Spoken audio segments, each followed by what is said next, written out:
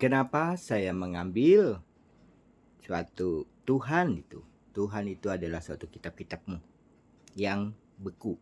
Makanya dikatakan Tuhan Esa, Tuhan kematian yang sudah tiada guna. Seperti digambarkan seperti bangkai atau seperti wayang golek yang nyata. Ya, seperti burung Garuda yang sudah mati, yang kering. Apakah disuntik formalin? Bisa. Tuh. Carilah manusia yang nyata. Apabila kita masih melambangkan suatu hewan yang nyata dan fakta, di situ kita salah. Apalagi kita melambangkan suatu raja pun itu salah besar. Jangan kamu lambangkan seperti hewan dan seperti raja-raja yang ada. Dan seperti yang dikatakan wali-wali, apakah dikatakan ilmu yang betapapun salah semuanya. Laki-laki tidak ada kekuatan di dunia ini tanpa ayah kandungnya. Laki-laki tidak mampu tanpa istrinya. Zaman dulu, kenapa tidak ada ceritanya Satria Pingit? Apakah dulu tidak ada ceritanya masalah ilmu kanuragan atau ilmu tarik-tarik napas? Dan tidak ada gambarnya ilmu segala bersayap-sayap dulu. Kenapa tidak ada? Kenapa sekarang ada? Saya mau tanya. Apakah beranikah sudah terbuka semuanya? Karena saya yang bercerita, lalu kalian masuk ke akal logika kalian, lalu kalian buat YouTube lagi. Dulu kenapa tidak ada? Satu aja saya gambarkan. Mukanya Muhammad dibuat karikatur. Sedunia gempar. Semuanya gempar. Kenapa tidak ada yang berani dulu tuh? Kenapa kalian tidak berani? Apalagi ilmu plasma.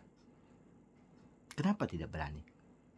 Kenapa tidak berani masuk di YouTube yang nyata dan fakta? Kenapa baru sekarang Satria Pingit semuanya timbul? Dulu tidak ada. Cuma ramalan.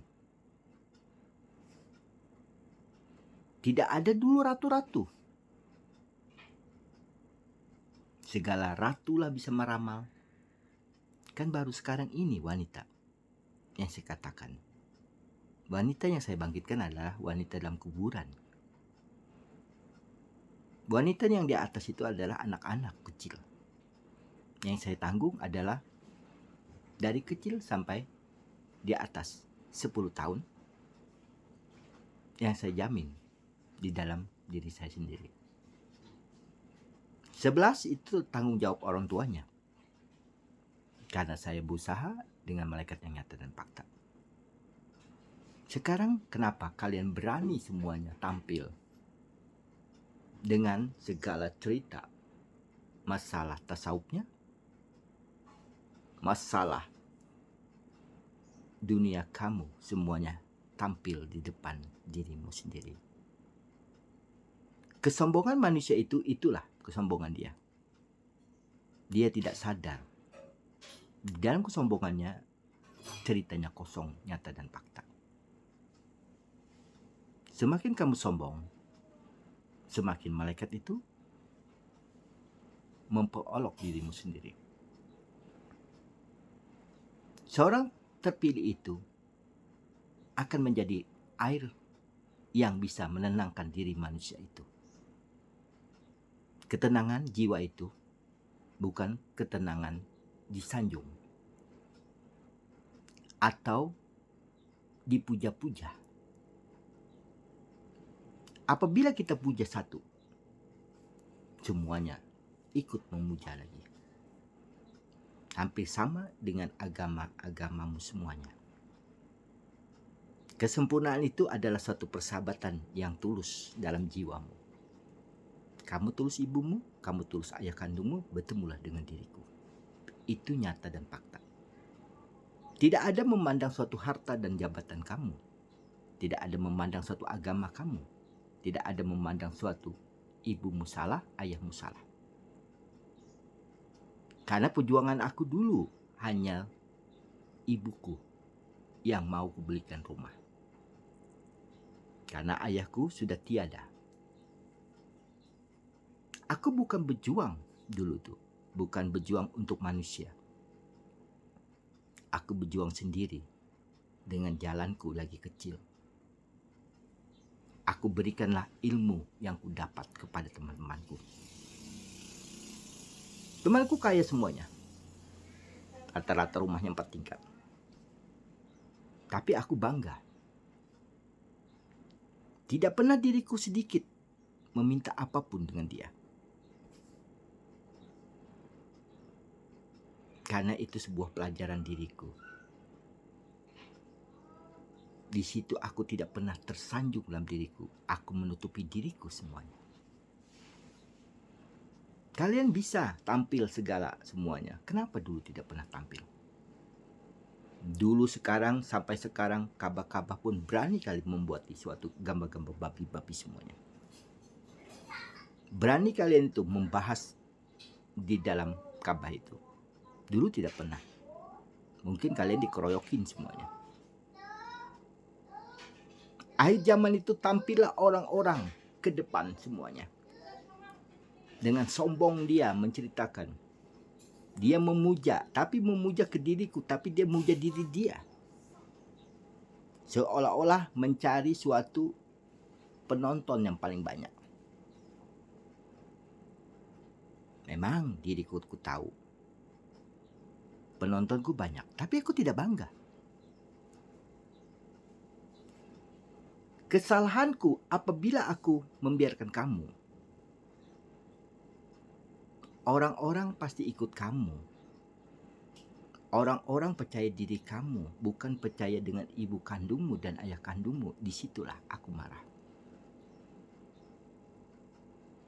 Aku berjuang demi ibu kandungku, contohku. Pasti kamu sama dengan diriku. Makanya aku hilangkanlah pangkatku. Ku hilangkanlah kesempurnaanku. Ku jatuhkanlah kesempurnaanku dengan dirimu. Supaya itu adil di seluruh alam semesta ini. Menjadi suatu mengalahkan gunung-gunung yang nyata. Terlapislah bumi ini dengan manusia yang sempurna dan abadi. Tenanglah jiwa bumi ini. Tidak ada pertengkaran lagi di antara agama, di antara politik, di antara orang kaya. Semuanya rata, bahagia. Itu yang dicari. Bukan dicari lagi presiden. Semuanya surga itu ditinggalkan di dunia ini.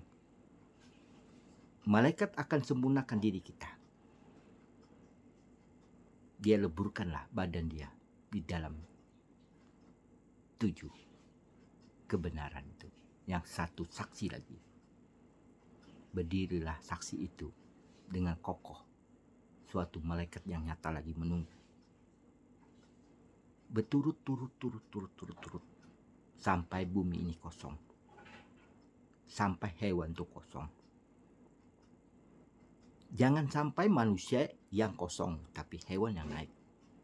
Sempurnalah malaikat itu mensempurnakan hewan-hewan itu. Manusia tidak ada lagi. Manusia seperti ini, terbalik, pecah. Aranglah kamu kotoran di bawah semuanya. Bukannya meminta, tapi ini fakta. Pecahlah tanganmu sendiri. Seperti bumi yang jatuh, sisanya. Jumahat ketemu Jumahat. 10. Bahagialah kamu semuanya. Tanpa diriku, suatu saat bisa bertemu dengan diriku yang sempurna. Karena air suci menilai dirimu. Dari makananmu, dari tanganmu, yang dikatakan Jumaat ketemu Jumaat. Jadi bulat.